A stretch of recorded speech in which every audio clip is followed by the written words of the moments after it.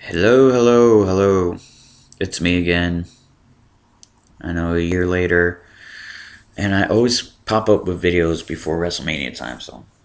But this time I'm going this year. I'm going to WrestleMania 28 in Miami. Rock Cena. You know, when that date got announced, I needed to go because that's where I raised. That's where I was raised, and where my mom's at, where my brother's at, where everybody's at. Um, so I'm gonna visit them, and at the same time, I'm going to WrestleMania and watch history be made. Now, I've been gone for a while, and it's been a long time. I've been going through some stuff. I have two jobs. Been doing two jobs for almost a year now. I'm in this apartment, sharing a lease with my girlfriend, and you know, working and paying bills. Just everything's a circle. Everything goes full circle. You know, you have a job, you do it. You have a bill, you pay it. You have a life, you live it. That's basically what it comes down to. I still watch wrestling, and I lost a little bit of interest there, but it still catches my attention. Summer caught my attention. Punk noticeably caught my attention. Um, Punk and Cena at Money in the Bank. Actually, that whole event caught my attention. That was the best pay per view of last year alone. You know, and there was a lot of other things. But I'm ready to get back into the groove of things. So I'm so ready for WrestleMania in a couple of weeks. Um, just for Undertaker and Triple H to beat the shit out of each other in Hell in a Cell. Speculation saying that there's going to be blood involved, and if you're going to go all out, just go all out. But I think you could go all out without blood being involved. See the Undertaker Edge Hell in a Cell match from SummerSlam a couple of years back, and that was going all out for Edge, you know, and there was no blood involved. It was a very vicious match, though. And I've been in the process of watching the Undertaker's streak, which is me being a nerd and watching every Undertaker match in WrestleMania.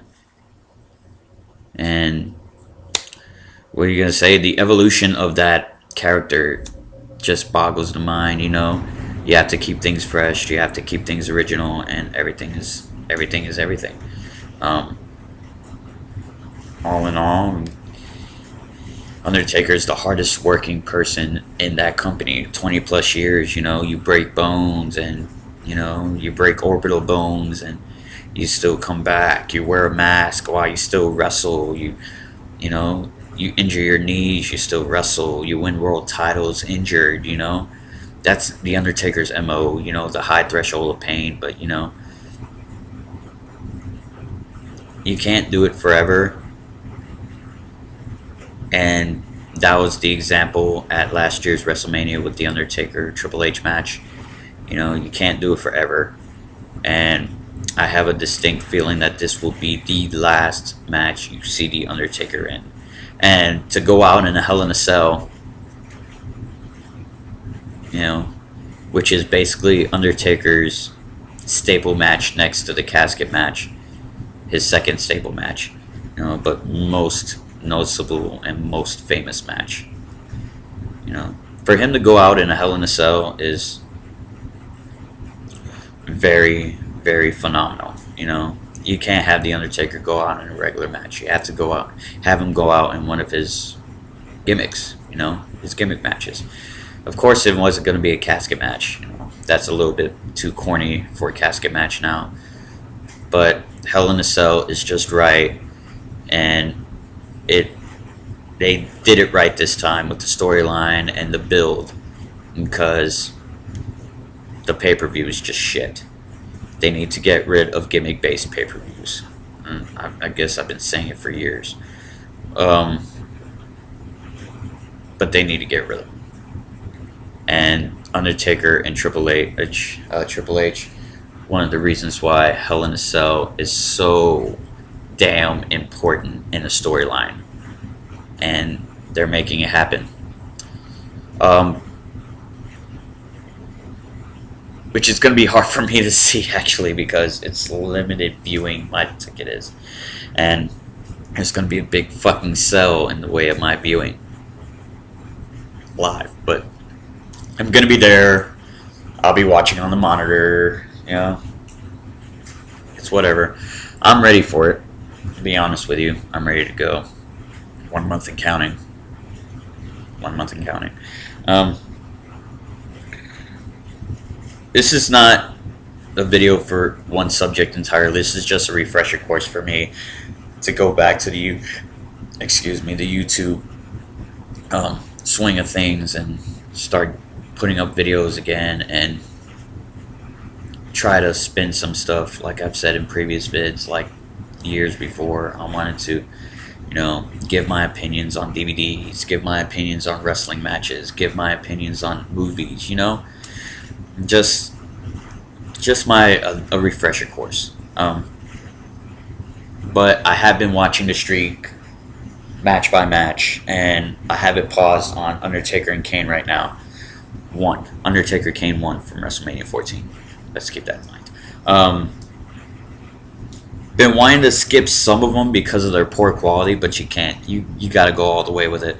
So I'm gonna do it. The evolution of these matches and the evolution of the Undertaker, you could see it match by match. From the complete dominance of the Undertaker, from to the Snuka match, to the Roberts match, then to the Giant Gonzalez, where he looked a little bit vulnerable but still way dominant at the same time. All the way. Then you have the King Kong Bundy match, the Diesel match, where you can see that it was it's taking its toll a little bit. But I would say, and I've said it, that Undertaker and Nash had the best big man match in WrestleMania history, and there hasn't been a lot of big man matches, if not none, as far as WrestleMania goes in big men. So that match literally set the bar for, not set the bar, but had big man matches, follow that formula. Undertaker, through the process of WrestleManias, has had a lot of big man matches, and they're 3-4 years in a row. Undertaker's went up against big men. I mean, probably 5 years. I mean, WrestleMania 9, Giant Gonzalez. WrestleMania 11, King Kong Bundy. WrestleMania 12, Diesel. WrestleMania 13, Psycho Sid. WrestleMania 14, Kane. That's 5 WrestleMania matches, all big man matches. Most of the Undertaker's WrestleMania matches have been big man matches. Not the case for Edge, the Edge match he had, or the Shawn Michaels match he had 2 years in a row, and the Triple H match. But he's had mostly big man matches to that point. But the evolution of his character, you gotta respect the man's drive and his acknowledgement and his ability to tell corporate, the character needs to change. Character's getting stale. This has to happen. Because he has a hand in that. He's been around so long. You'd think he will have a hand in that, and he does. That's why the character keeps changing. And now, another change to the character where Undertaker is mostly at the point that he's human. He's talking not with the drawl, the dead man voice that he's always had. He's speaking as the Undertaker, Mark Calloway. He's speaking as a human being now, instead of the dead man. He's developing more and more as a human. Because I guess now Undertaker's mind, he's reflecting back to all the times he's had, and the limit he reached with Triple H is almost the straw on the camel's back, the final straw. So Undertaker is reverting to human. If you could understand, is reverting to a human form. Undertaker is, if the dead man Undertaker was seemingly unstoppable for a time, now you could see him being humanized, and you know, yeah, he's the little badass character because of the, he's back to, you know, the voice and everything, but he's not gonna talk like this and, be dark and droopy, the voice that he has. He's talking like you and me, you know. That's my opinion on it. You know, the storyline between him and Triple H has been dead on perfect. The last of a dying breed, the end of an era. You know, but that this will be the end. My opinion, WrestleMania will be the Undertaker's last match. If it's not, I don't know how it can't be. I mean, you're ending your career in Hell in a Cell. I don't know what other option there is. Sure, there's probably going to be a stipulation. We still have 5 weeks to go. I'm sure another stipulation will hang. But as far as that goes, I don't know how you could top that. So, I mean, it's going to be great. The night's going to be huge. It's going to be a great night. Punk, Jericho, Cena, Rock, Triple H, Undertaker, Daniel Bryan, Sheamus. Let's be truthful here. It's going to be a triple threat. It's going to be Sheamus, Daniel, and Orton. Because I don't think WWE trusts Sheamus and Bryan going one-on-one for a title at a WrestleMania. Just like they didn't have faith in them last year. So, Orton's supposed to be on Raw tonight. So, Orton will probably have the argument that Daniel gave him the concussion and took him out of the chamber, and now he has a gripe to wrestle for the title. And that'll probably happen, and it'll be a triple threat at WrestleMania. I wanted Money in the Bank back so bad, but I don't think it's going to happen. Now, that multi-man match that everybody wanted to be Money in the Bank is probably now going to be a general manager versus general manager match for control of both Raw and SmackDown. So we'll see how that goes. It's rumored, but we'll see how that goes.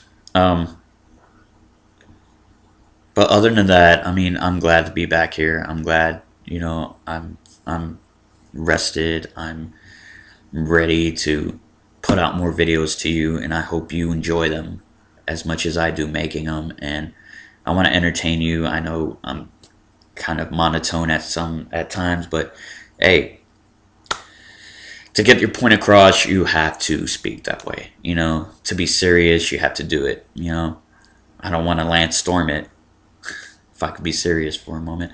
But other than that, it's gonna be alright. I'm gonna love doing this. I miss doing this, and I'm gonna try to do this as much as possible. So,